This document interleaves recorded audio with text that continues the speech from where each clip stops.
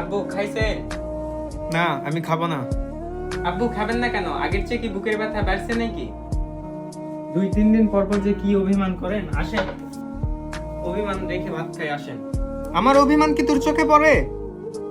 এখন আপনার জন্য আমি কি করতে পারি? তুই আবার কি করতে পারবি? যদি করতে পারতি তাহলে তো চাকরি করতি। আমি কি কম চেষ্টা করতেছি? আপনি জানেন না টাকা ছাড়া চাকরি হয় না? আমার চাকরি কিভাবে হয়েছিল? আমি টাকা ছাড়া কিভাবে চাকরি করছি এতদিন? আমি আপনার এত কথার উত্তর দিতে পারবো না। পান্তা আছে, আপনি খেয়ে নিন ওখান থেকে।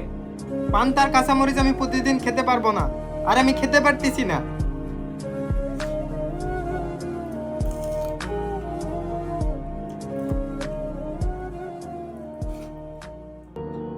আমারও তো জানটা চাই মাছ মাংস খেতে।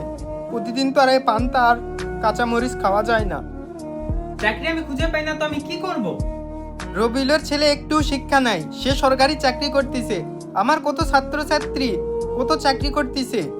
রনির ছেলে অনলাইন থেকে কত টাকা ইনকাম করতেছে। বাবা, তুমি কি এগুলো ইনকাম করতে পারো না?